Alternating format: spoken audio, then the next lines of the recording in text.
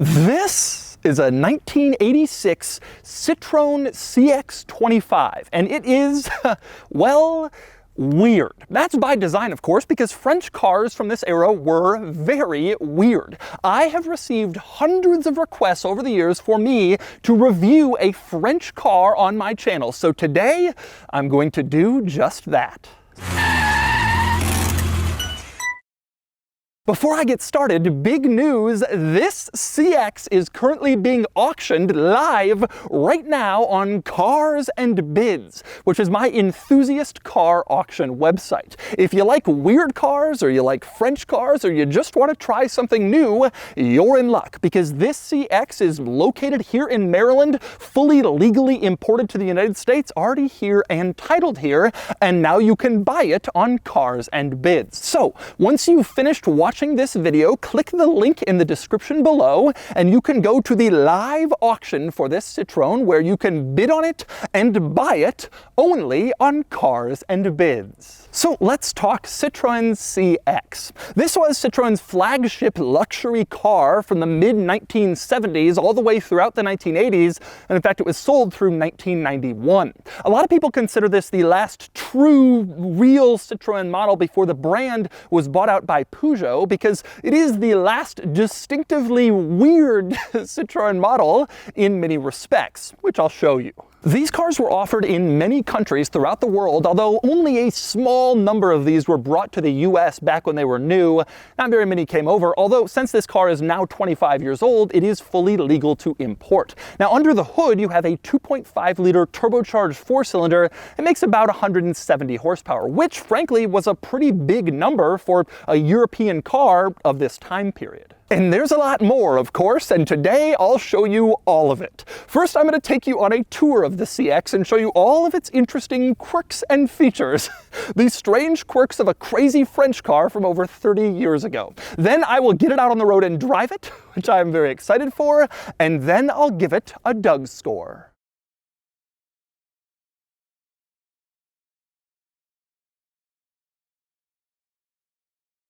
All right, I'm going to start the quirks and features of the CX by getting in. The door handle is here, and to open it, you just push this button at the end of the door handle, and then the door opens. Not particularly weird or unusual, although it is oriented the wrong way for right-handed people, which is most people, so easier to grab with your left hand. But this is probably the least quirky thing about the whole car. Indeed, the quirks start to become tremendously obvious the moment you climb inside and start noticing all of the weird stuff in here. Probably the most immediately obvious weird item is the steering wheel, which has a single spoke, a single post steering wheel coming out of the middle, and it's centered on the bottom there. You can see the Citroen logo is in the middle of the whole thing.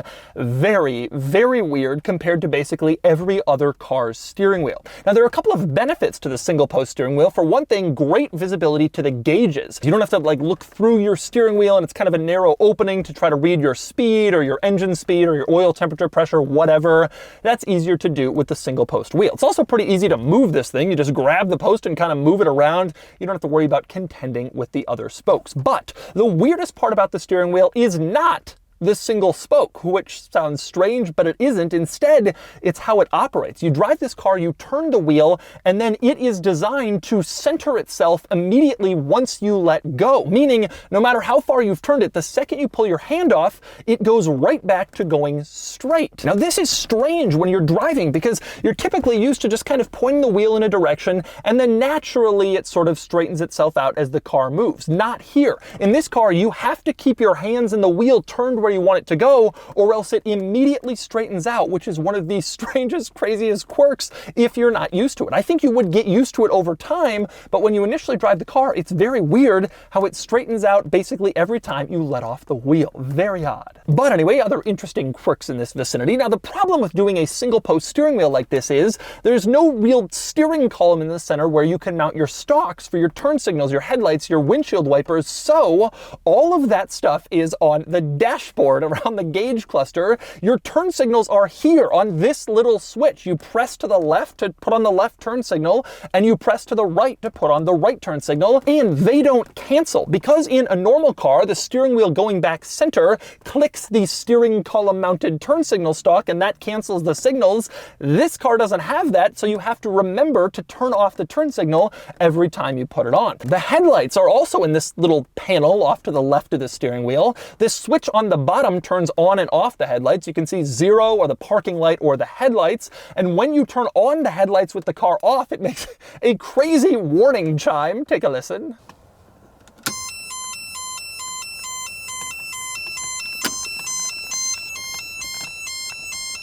Now, next up, let's say you want to flash your brights, your high beams at someone. In a normal car, you just pull the end of the turn signal stalk and your high beams flash. But this car doesn't have a turn signal stalk, so to do that, you press this little button at the end of this panel to the left of the gauge cluster, and that flashes your brights. Or you can press the button a little more, and that permanently turns on your brights. And of course, you press it again to turn them off. So not your typical high beam operation. Same deal, of course, with the windshield wipers. Over on the right side of the gauge cluster area, you have this little piece, and this is how you turn on your windshield wipers, or windshield wiper in this case, because this car only has one. You can see there are a couple of different positions, and you have your windshield washer on here as well, with this switch mounted on the top. Also in the windshield wiper area, you have the horn. There's no horn in the center of the steering wheel. It's not designed like that, so to turn on the horn, you press the end of the little windshield wiper area, this little button, and that sounds the horn.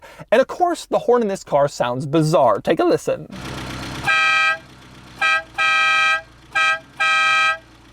Ah, what a horn. Now, there are so many more quirks and features to cover, and so far we've only focused in this area. Next, I want to move on to the driver door panel, where you have some interesting controls. The power mirrors are normal, actually. You just move this switch, and then you can move the mirrors like in most cars. The power window switches are also pretty normal, although the rear ones are suspiciously missing here. We'll come back to that in a few minutes.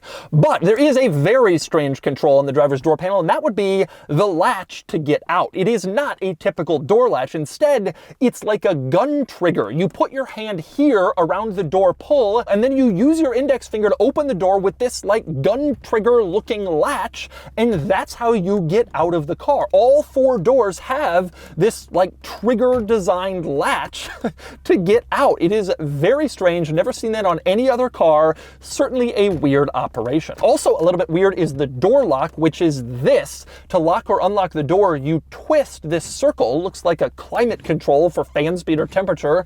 But in this car, it's the door lock. And again, you have that on all 4 doors as well. The circular twisty door lock. And next up, speaking of the doors, let's go back into the gauge cluster, and you can see this little diagram to the left shows the car from the top down. It also shows when the doors are open, and specifically which door is open, which is a nice helpful feature. A lot of cars did not have this feature, especially back in the mid-1980s, but this one did, and it's pretty useful. Also in here, you can see the font they chose for all the gauges, very 1970s, 1980s looking font. You also have a turbo boost gauge right here in the center of the tack. They're very proud about having a turbo back then. It wasn't that common, and this car has one, so it has the gauge to accompany it. Now, next up, let's move on to the center control stack, where you have like a little door over the centerpiece, and then to the left and right, they're exposed. When this car was sold new, there were actually little doors over each of these little pieces, but these doors are known to break off, and only the center one is working. You can see if you push it, it pops open, revealing a rather large coin storage area. You can keep a lot of different coins in your Citroen CX. Now, to the right, you have a little control panel, which looks like a telephone dial pad, like touch-tone telephone dial pad, but if you press these various different buttons, it would bring up different pieces of information in these little screens right above this area. Unfortunately, these screens are a known failure point with these older CXs, so they don't work here, but you can see exactly what you'd be pressing. One says km, one says liters, I guess would tell you your fuel economy or how many liters you've used or you have left, that sort of thing. It's basically like an early trip computer, an early infotainment system using a telephone style touchpad, because that's what people would have been familiar with back when this car was new. Now next up, we move down from the little phone touchpad, and you can see the climate controls here, along with a couple of the climate vents. The climate control operation of this car is actually quite simple. Over on the right, you have this little wheel that you can use to adjust the temperature. Over on the left, another wheel you can use to adjust the fan speed. And then in the center, this little wheel can adjust where the air comes out. It's all pretty simple, actually. And you also have your front defroster button here. Everything arranged very simply and in an easy to reach place, except the rear defroster button is on the ceiling. For some reason, nowhere near any of this other stuff, completely out of place, but that's where your rear defroster button is. Everything else in the climate controls is pretty simple, and I especially like the air conditioning control. You have one little snowflake, you can push that to turn it on, or if it's an especially hot day, you can press the two little snowflakes button, and then you will get more air conditioning, more snowflakes, more cold, more air conditioning. And by the way, back up to the ceiling in the center here, next to the rear defroster, this little button with the light on it turns on the reading light for the front passengers. The light is located here in this little black cover. It's not currently working. I suspect the bulb is burned out, but that's how you turn on the reading light in the Citroen CX, in case you were curious. Now next up, also in the center, but back to the center console, a rather interesting feature is the radio, which is mounted here in the center console between the seats and facing the driver's seat, meaning it's very accessible to the driver and the passenger, although if the passenger wants to make any adjustments, they will be doing it upside down because the radio is pointed towards the driver. When the adjustment here is done from the opposite direction, that is a rather strange quirk. Also a strange quirk in the center console, the gear selector is here, and you can see the gear pattern is not printed anywhere. So you don't really know where the gears are. Is reversed to the left, to the right, you're not really sure. They could have put it here to make it helpful, but they didn't. Now also between the seats, you can see cup holders here. These are aftermarket. These are not original cup holders, but they are designed for this particular car. When you pull out the cup holders, you can see they're intended to stick into this little slot in the center console that has no clear purpose. And they also cover up these 4 blank switches, which also have no clear purpose. Why didn't Citroën just put cup holders in originally? No one knows, but it has this aftermarket fitted cup holder now, and it doesn't seem to take anything away from the vehicle since there was nothing there before. Now next up, we move over to the passenger side of the CX, and the strangest thing over here is undoubtedly the glove box, which opens up like a normal glove box, but why is it only half a glove box? They have this little padded surface above the glove box where you could put stuff, but the downside of that is that the glove box itself is only like half the size it could have been as a result. I think most people would rather have a larger glove box since this padded area stuff will just fly around while you're driving, but they gave you the padded area instead. Deal with it. Other interesting quirks on the passenger side, one is the window switch. You can see the power window switch is right here, and to the right of that switch you have a blank. Now interestingly, of course, this switch controls the window, which is on the right side of the car, but it's in the left side of this little window area. Obviously for right-hand drive cars, both of these switches would have been used for left and right windows, but instead you have a left window switch to control the right window, which is kind of strange. Now over here, like I said, you also have this trigger door lock. Once again, on the passenger side, you stick your hand in here and then pull the trigger like you're shooting a gun just to get yourself out of your Citroën. But of all the interesting quirks and features in this car, probably the quirkiest quirk is the suspension. This car has hydro-pneumatic suspension, which provided various benefits or drawbacks depending on who you asked. But the quirkiest thing about it was that it would raise up the car. You have this little control in the center control stack, and you moved it over to the left, and you can see there's like a stair-step pattern. Moving it to the left would raise the car all the way up. If you moved it to the right, it would lower the car all the way down. And right now, I'm going to show you what it looks like when the car goes from its lowest position to its highest position. You can see it raise up. Take a look.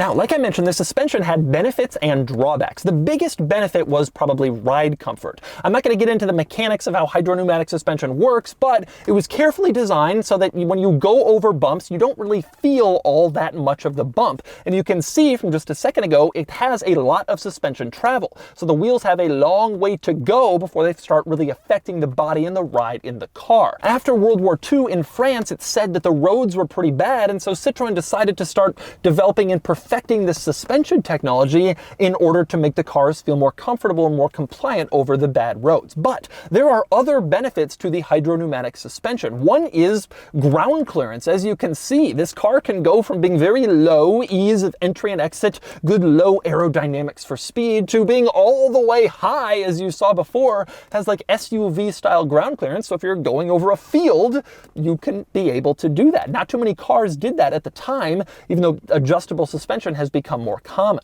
The other big benefit to the suspension is it's self-leveling, and that means if you stick heavy things in the car, several people, stuff in the back, the car will stay completely flat. It won't like sag to the back or the side or whatever, because it always stays level thanks to this hydropneumatic suspension. But there were drawbacks as well. For one thing, it's very complicated to work on this suspension, and if it breaks, it can be expensive to fix or difficult to find someone who even knows what they're doing. Also, it was this suspension that got this car banned from sale in the United States. At the time, US regulators wanted all cars to have like a relatively even bumper height, and adjustable suspension meant that your bumper height wouldn't be even in an accident, which they felt was dangerous. Now later that regulation went away and Citroën was allowed to sell these cars in the United States, which they did in small quantities, but originally that was a problem for offering the car here, which is kind of funny to think about now since so many cars have adjustable suspension these days. Back in the 80s, this was pretty much the only one. And next up we move on to the back seat of the CX, where there are quite a few more quirks and features. But before I get inside, I want to talk about one interesting design aspect of this car. Because there's no rear wheel arch, and because the rear wheel is placed really far back in the car, the rear door doesn't have to like curve around the wheel arch, and it can be absolutely huge and completely full size. And so you can see this door is not only big, but it's basically flat in the back so that it makes entry and exit easier, and you don't have to contend with the wheel arch when you're getting in like basically every other car. An interesting trick of the Citroën. But anyway, next up we move on to the back of the CX, and you quickly discover one of this car's other major benefits with how it was designed and how far the wheels are in the back, and that would be there's a ton of room back here. Like I said, this was Citroën's flagship luxury car at the time, and it was actually used as a presidential state car in France. Jacques Chirac had this when he was president, and other countries used it too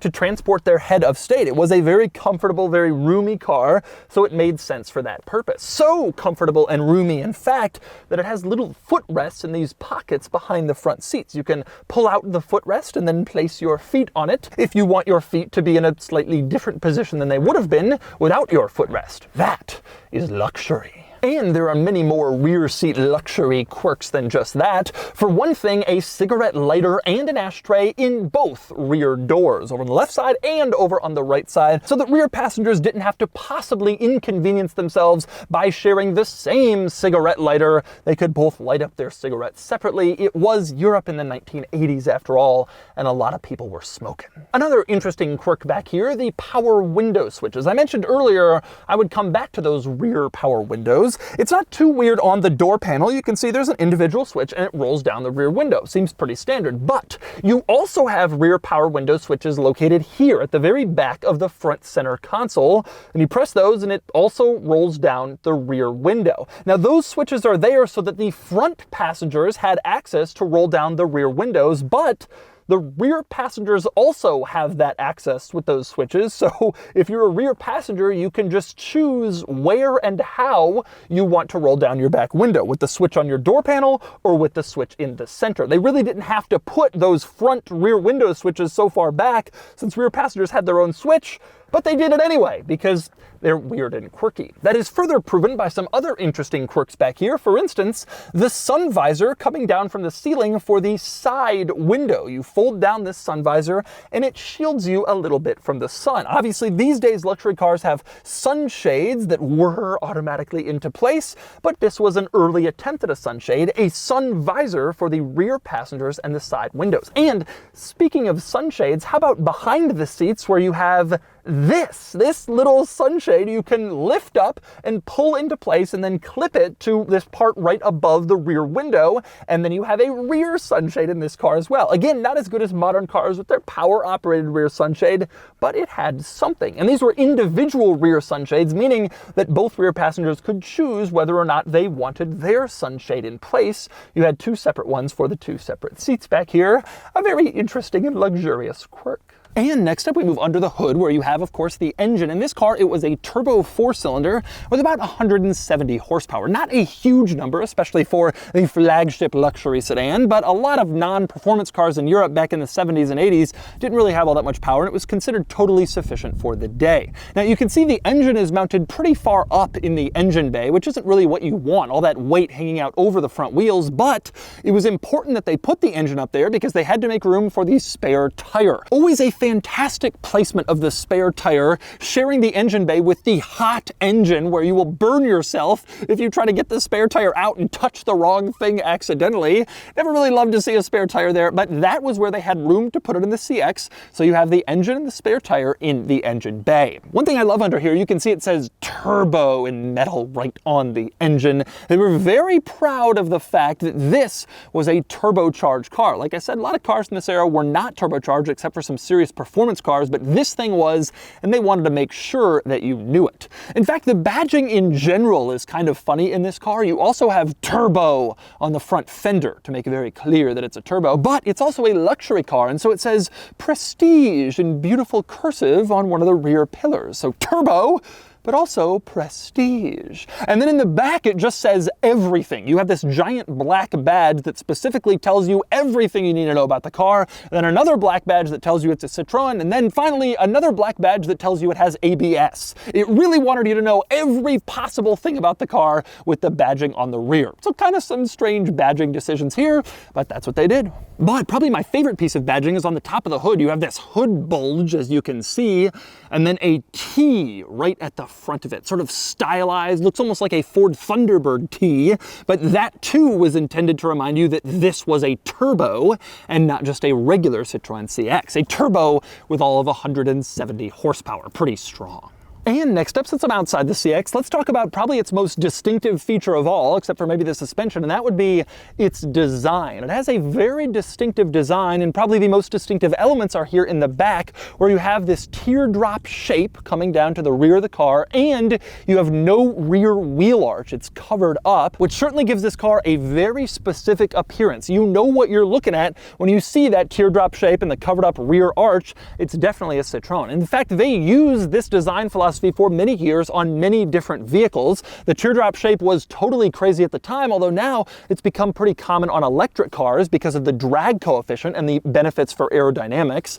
The covered rear wheel arch never really caught on. That also benefits drag and aerodynamics, but most people think it looks weird, and so most automakers don't do it. But the current generation Honda Clarity has basically the same shape as this car, the teardrop shape and the covered rear wheel arch, in order to improve aerodynamics and enhance its range for efficiency. So maybe Citroën was a bit ahead of the times with this design, although frankly, I never found it to be especially good looking. Some people think these were beautiful cars with this design philosophy, and I think they're a little strange and very distinctively Citroën, let's put it that way. And finally, we come around to the back of the CX-25 and we talk about the hatchback. Although this car is so weird and quirky that by now you should have learned that you can't assume anything about it. And indeed, it doesn't have a hatchback, it has a trunk. Even though it has a hatchback shape, as you can see, this is just a fairly standard opening trunk instead of an actual lift gate like you would expect from a car from this shape. You just get a trunk, because Citroën is weird in every single respect. That includes, by the way, the trunk itself, which is fairly standard, normal size, nothing too weird, except there's no lip on the back of the trunk, or there is, but a very small one. And that means if you park going up a hill and you have stuff in the trunk, it'll probably just roll right out. That was just sort of a reality you had to live with and protect against. Don't park going up any steep hills with valuable stuff in the trunk. Now, one other weird item back here, something very distinctive to this car, is the rear window, which you can see is not flat. At first glance, it looks flat, but it's actually like concave. It bends in from the sides and then bends back out to the other side. You can see it sort of in the reflections. It is a very strange piece. Now, why did they decide to do this? I don't know. They didn't really do it on any other models except for a more recent Citroen called the C6. It's just not a very commonly seen thing, and it's probably very difficult to replace this glass if it breaks, but it certainly looks cool if you notice it. And so those are the quirks and features of the Citroen CX25. Now it's time to get it out on the road and see how it drives. All right, driving the CX. I have never driven a French car from this era before. I've really no idea what to expect, but here goes. First thing you notice, the steering is very strange in the sense that it rights itself immediately. So you go back to the center no matter what you do, and that's kind of a bizarre situation. Certainly the car is not fast, and it doesn't feel fast, and it's never pretended to be fast. That's not really something that it's all about. But it is acceptably quick. I mean, you can get up to normal speeds and drive normally, and it's like no big deal, really. In terms of handling, you know, it's an interesting thing. I mean, the hydro pneumatic suspension is very beneficial for ride quality, and I must say, it is. I mean, I'm going over bumps, and it's like, you don't feel much. You really don't. But in terms of the actual handling capabilities of the car, it feels kind of floaty. There's some body roll and that sort of thing. It doesn't feel tremendously precise. And that feeling is assisted by the steering, which really doesn't feel very precise. So the car is not really a handler. And this wasn't intended to be a sports car. It was a luxury car. And indeed, the ride does feel rather luxurious. And frankly, this is just a cool car. It's just straight up a cool car. You're driving this thing around, you don't really expect to have that much like thrill when you're driving it. But it's neat in the sense that you just know this is one of the quirkiest, strangest things. And everybody kind of stares at you because it's such a weird look. Nobody's really accustomed to seeing such a vehicle. And it's an odd thing to encounter. Yeah, I mean, it definitely doesn't feel fast. 170 horsepower, frankly, even that feels a little generous. Although this car being its size, that 170 probably is an accurate figure. The thing that I think is just cool about this car is it's just interesting. It's weird and it's quirky and it's fun and it's interesting. And frankly, I just like it. Everything about it is just a little bit weirder and more different from a normal car. And that's the cool thing. You're definitely not gonna have the most fun driving experience. You're not gonna be throwing it around corners, but you're also gonna walk up to your car every time you park it and be like, this is the coolest thing in the parking lot. Everybody will ask about it. It's just a very distinctive and very special vehicle. Frankly, I think it's pretty fun to drive. It's certainly a quirky experience between the steering wheel and the self-centering steering and the comfortable suspension, and obviously just the look of the car is so strange.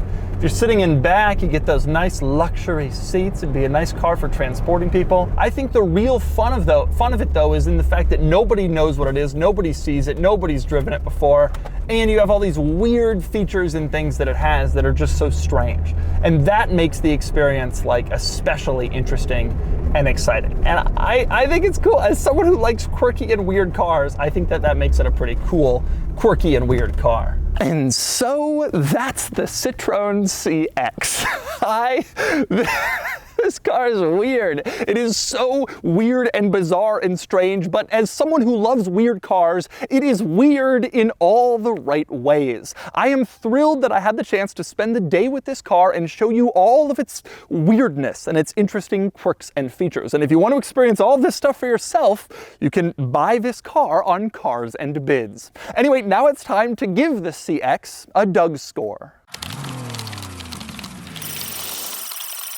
Starting with the weekend categories and styling, some people find these cars gorgeous. Frankly, I've never really felt that way. I think it's a bit unattractive actually, and it gets a 4 out of 10. Acceleration, it's not especially potent, and it gets a 1 out of 10. Handling is fine, nothing special, and it gets a 3 out of 10. Fun factor is higher though. You have a surprisingly enjoyable driving experience and the fun of knowing you're driving something so weird. It gets a 4 out of 10, which is a big number for this type of car. Cool factor is even higher. This would turn heads like crazy at a Cars and Coffee, and it gets a 6 out of 10 for a weekend score of 18 out of 50. Next up are the daily categories and features. This car is relatively well equipped, but not hugely so by modern standards, and it gets a 4 out of 10. Comfort is great, surprisingly comfortable thanks to that great suspension, and it gets a 7 out of 10. Quality is okay. The materials inside are pretty nice, but reliability is a huge question mark, especially for parts supported in North America, and it gets a 6 out of 10. Practicality is normal for a car like this, larger back seat than usual, but fairly small cargo area, and it gets a 5 out of 10. Finally, value, and these cars are reasonable values. Figure 20 to 30 grand, which is not a lot to spend to get all the excitement at Cars and Coffee.